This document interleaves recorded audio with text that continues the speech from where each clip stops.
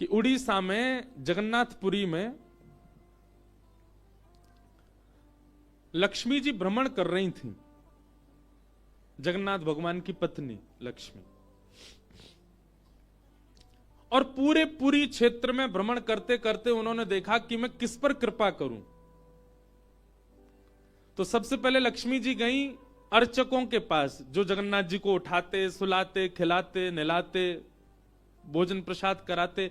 बोले ये अर्चक हैं, पहले अर्चकों को देखें, इनके यहां किसी परिवार में अगर हमको कृपा करनी हो तो लक्ष्मी जी सब अर्चकों के घर में गई।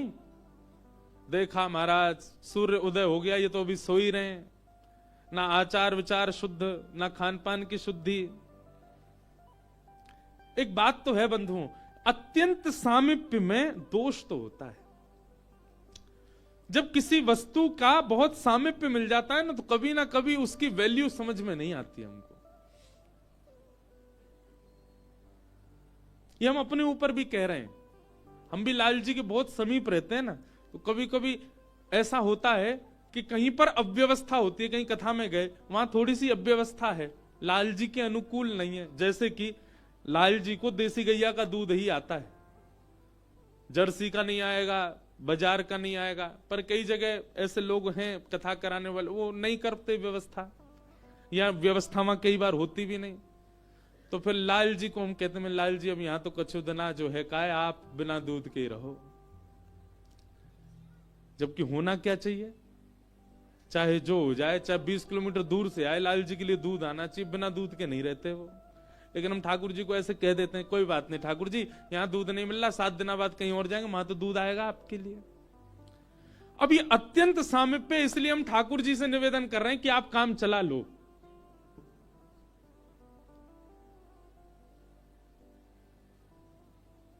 महाराज जब नया नया ब्याह होता है ना घर की लाली का, तो दामाद जी पहली बार जब घर आते हो, दामाद जी कोई डिमांड कर दें कि ये मिठाई खानी है, तो सारे जितने घर के साले होते हैं, घर के बड़े, वो 50 किलोमीटर भागते हैं, जीजा जी के लिए लेके आना है, उन्होंने मांगा है।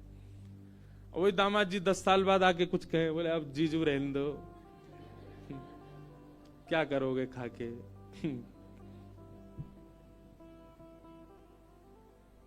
या फिर पहले ही फोन कर देते हैं, आप आएंगे, वो रास्ते में ही पड़ेगी दुकान, खुद ही लिया ना। अत्यंत सामीप्य के बाद में कहीं ना कहीं हमारा भाव जो है वो धीरे धीरे घटने लग जाता है। कभी कभी मैं आपसे भी निवेदन करूं, ठाकुर जी से भी विरह मांगो, हे नाथ कहीं मैं आपके बहुत समीप ना आ जाऊं, बहुत समीप आकर के कहीं मैं आपके प्रति मेरा भाव कम ना हो जाए। तो लक्ष्मी जी ने देखा महाराज सबरे पुजारी, अर्चक, साधक लेट लेट तक सो रहे हैं, ना आचार विचार शुद्ध, ना खान पान की शुद्धि, ना वस्त्रादि धुले हुए, एक ही वस्त्र हैं, 5-5 दिन तक उन्हीं को पहनने हैं। लक्ष्मी जी बोली ये मेरे रहने लायक स्थान नहीं है, इसको यहां नहीं आऊंगी मैं।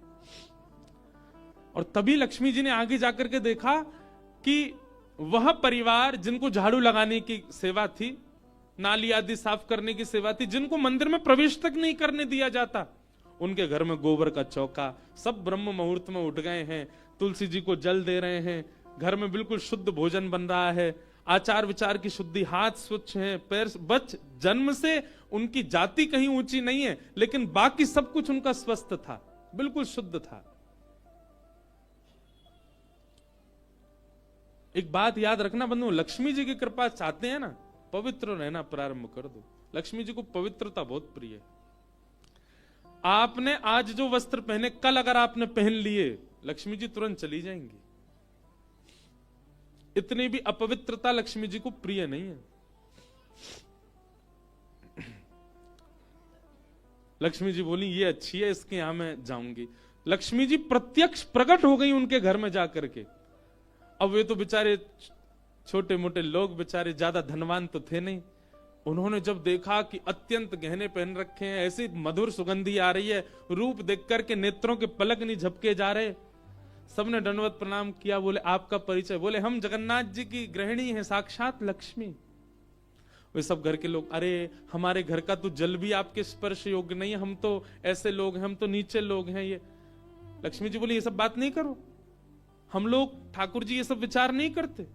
तुम्हारा आचरण देखो कितना शुद्ध, तुम्हारे व्यवहार कितना शुद्ध, तुम्हारी बुद्धि कितनी शुद्ध है।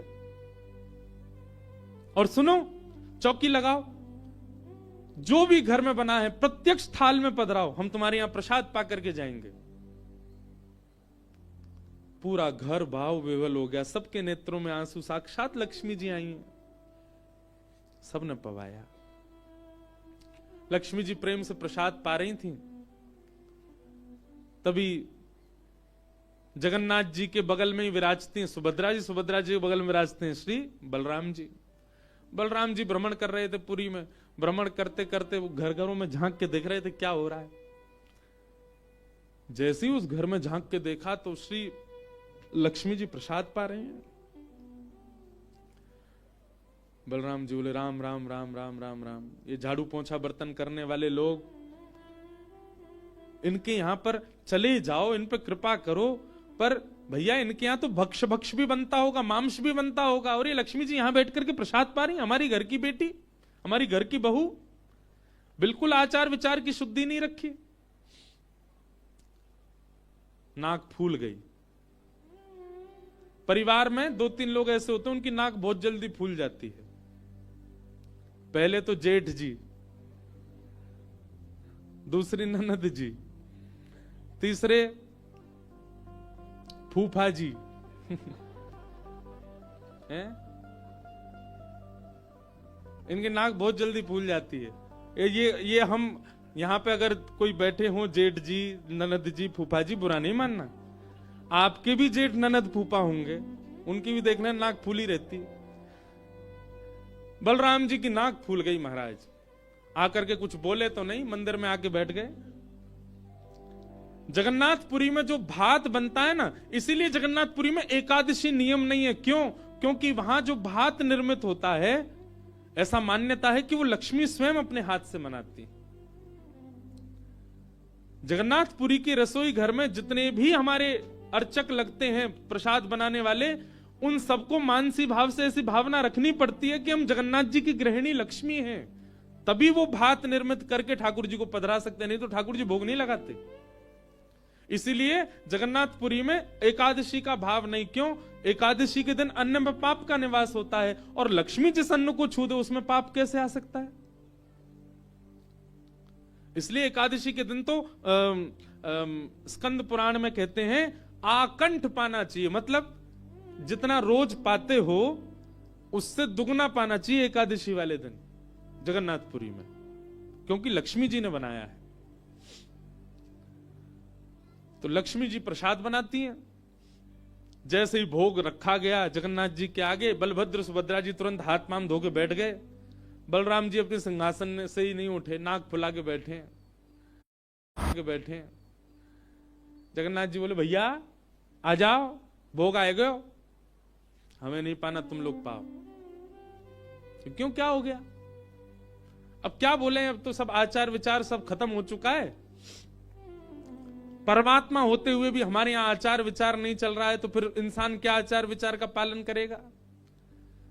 जगन्नाथ जी बोले भाई कोई बात पे बुरा मान गए जे, तो इनसे बात करें। जगन्नाथ जी गए, भैया का भयो, आप इतने उदास क्यों, इतने नाराज क्यों?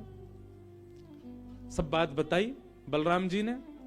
बोले लक्ष्मी जी आज सुबह सुबह एक ऐसे के घर में गई और वहां जाके प्रसाद पा रही थी, बिल्कुल विचार नहीं किया कहां शुद्धता कहां अपवित्रता।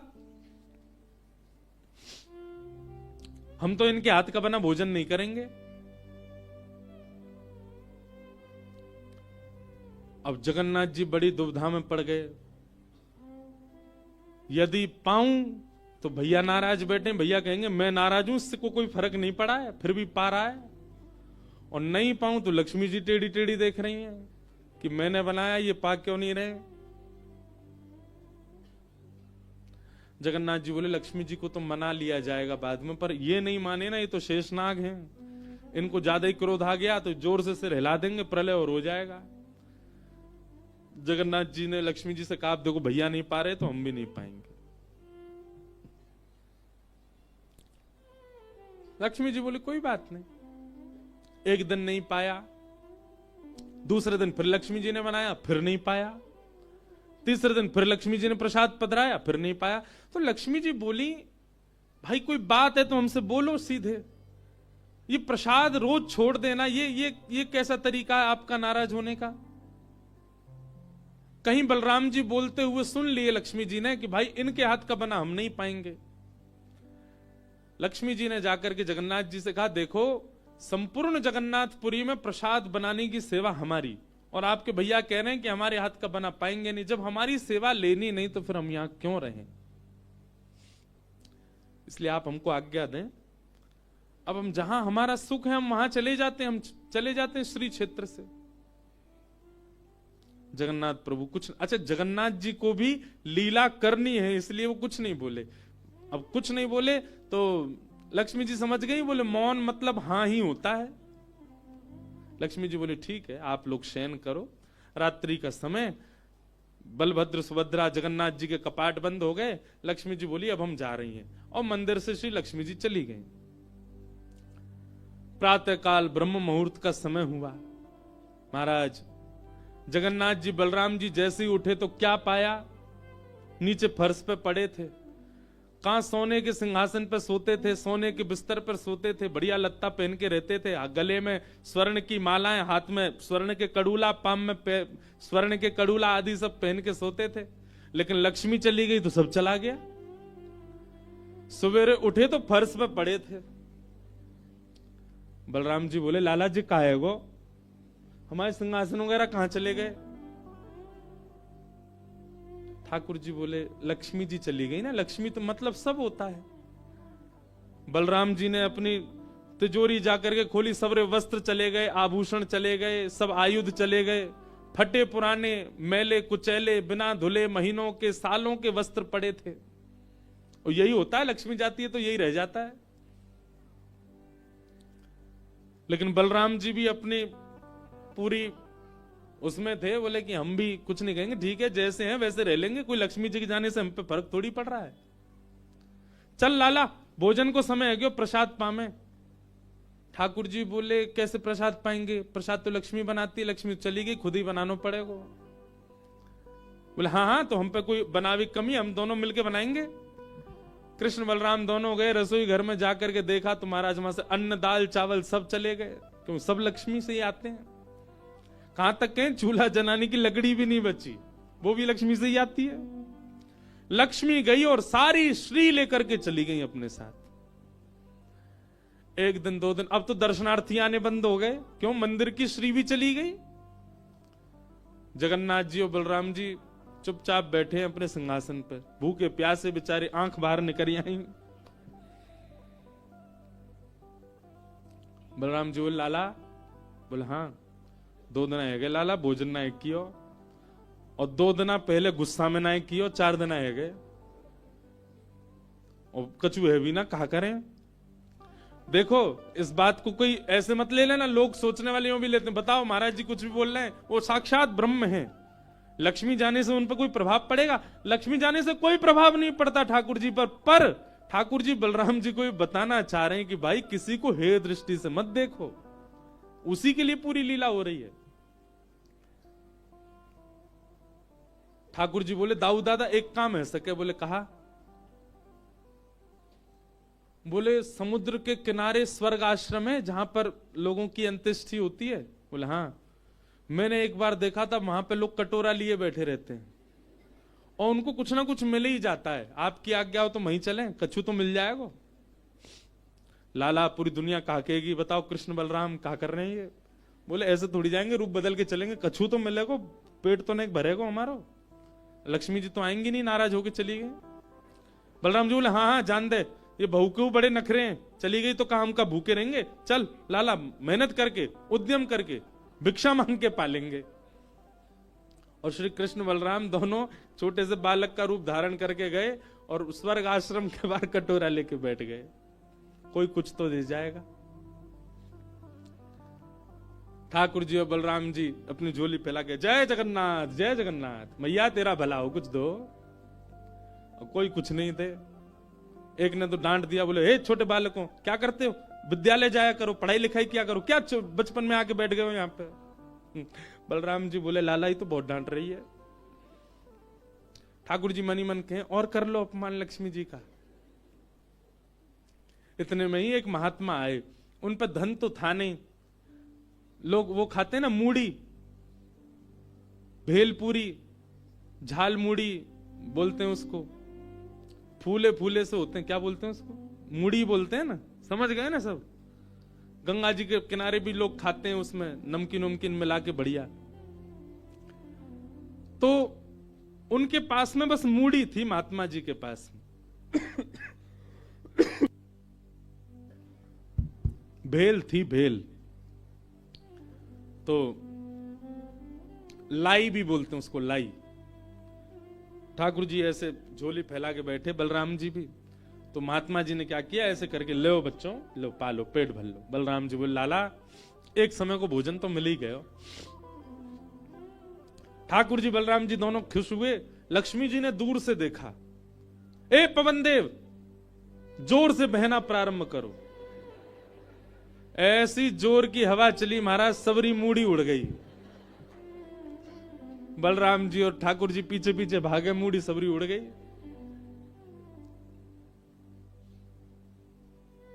बलराम जी बोले लाला ये क्या हो गया? बोले भैया हम संकोच में कुछ कहते नहीं, आप बड़े भैया हो, पर हम एक बात कहें, ये लक्ष्मी के बिना सब हाल हो रहा है हमारा।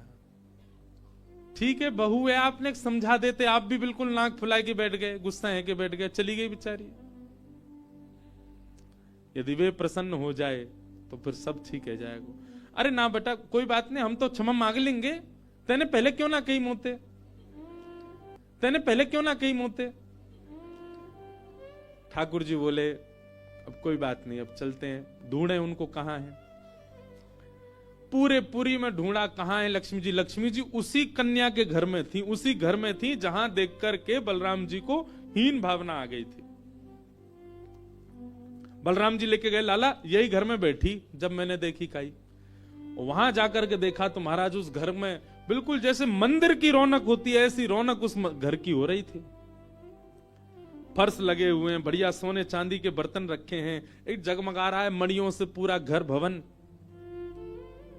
और बाहर बैठ करके उस महिला के जिसके ऊपर कृपा की थी लक्ष्मी, उसके बालक भर भर के सामग्री दे रहे हैं लोगों को, भोजन की सामग्री, वस्त्र ले जाओ, ये ले जाओ, कोई गरीब कन्या के लिए धन ले जाओ, राशि ले जाओ, सोने की मोहर ले जाओ। लक्ष्मी जी बैठी है घर में। ठाकुर जी बोले अब लक्ष्मी जी तो नाराज हैं, भैया एक काम करें हम भी लाइन में लग जाएं, कछु मांग लें, लेके चल दें। जैसे ही ठाकुर जी और बलराम जी लगे कतार में, भीतर से लक्ष्मी जी को देख के दया आ गई। मेरे प्राणनाथ ये चाहे तो सर्वसमर्थ हैं, परंतु बलराम जी को बताने के लिए पूरी लीला कर रहे हैं। लक्ष्मी जी तुरंत बाहर आई और दोनों को इशारा किया, आप लोग इधर आओ। बलराम जी बोले देख बहू तू नाराज मत हो, हम ते गलती है गई, और वैसे गलती तेरी भी कम नहीं, तो को नहीं जानो चाहिए ऐसी जगह। लक्ष्मी जी बोली दाऊ दादा ठाकुर जी के लिए सब अलाव है, हमारे लिए इतने बंधन। वे किसी भी भक्त पर कृपा करने जा सकते हैं, वहां पर जात पात नहीं देखी जाती, वहां पर यह नहीं देखा जाता कि भजने वाला कौन है, ब्राह्मण है, क्षत्रिय, वैश्य कौन है, सब पर वो अनुग्रह कर सकते हैं। तो फिर हमारे ऊपर इतनी रोक टोक क्यों? और किसी के जन्मगत व्यवहार से उसका पूरा जीवन नहीं आंकना चाहिए, उसके स्वभाव व्यवहार से देखना चाहिए कि वो है कैसा। कहां आप कहते हैं कि ब्राह्मण सर्वश्रेष्ठ, और वो देर देर तक सो के उठ रहे हैं, उनके यहां शुद्धि नहीं, वस्त्र 4-4 दिन तक पहन रहे हैं, एक महीना एक ही धोती में निकाल रहे हैं। आप कह रहे हैं कि वो श्रेष्ठ, और ये लोग जो इतनी पवित्रता का ध्यान रखते हैं, इन पर कृपा ना हो। हमारे अनुसार तो जो अपने कर्म से शुद्ध है वो शुद्ध है। बलराम जी और ठाकुर जी दोनों मान गए, जैसी आपकी इच्छा। बोले नहीं, आज के बाद हम आपसे एक नियम चाहते हैं। क्या? बोले श्री जगन्नाथपुरी में नियम कर दीजिए। बोले क्या? जिस महाप्रसाद को ब्राह्मण पाएगा उसी महाप्रसाद को शूद्र भी पाएगा, दोनों को समान फल मिलेगा। और यहां महाप्रसाद का ऐसा नियम रखा जाए कि अगर एक ही पत्तल में दोनों बैठ करके पालें तो दोनों को समान पुण्य प्राप्त होगा। महाप्रसाद पाते ही, अन्य तीर्थों में तो बहुत साधन करने पड़ेंगे, पर पुरी में आकर के कोई एक तिनका भी यदि महाप्रसाद का पाले तो उसको सर्व साधनों का फल प्राप्त हो जाए। और किसी भी प्रकार से यह ना देखा जाए कि कौन किस वर्ण का है, वो स्वभाव से शुद्ध होना चाहिए। हम सबको हृदय लगावें। अगर ये सब आपको मंजूर हो तो मैं राजी हूं।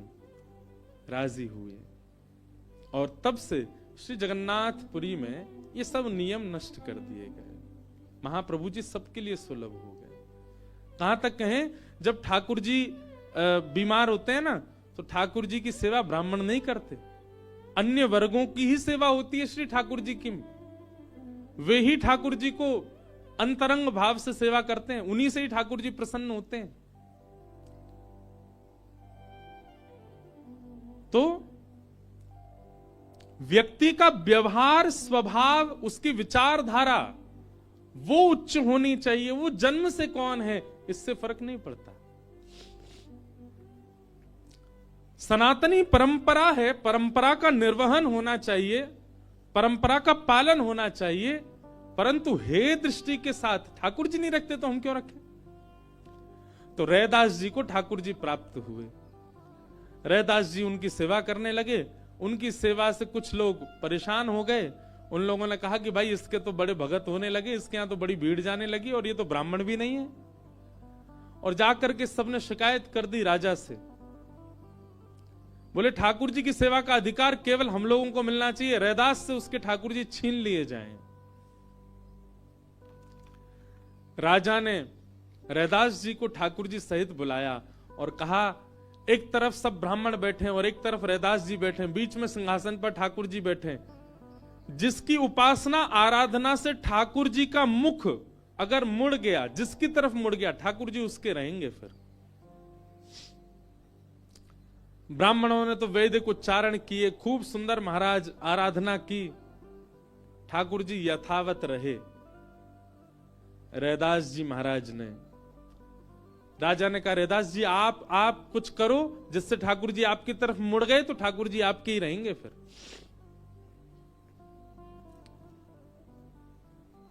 रैदास जी ने एक पद गाया,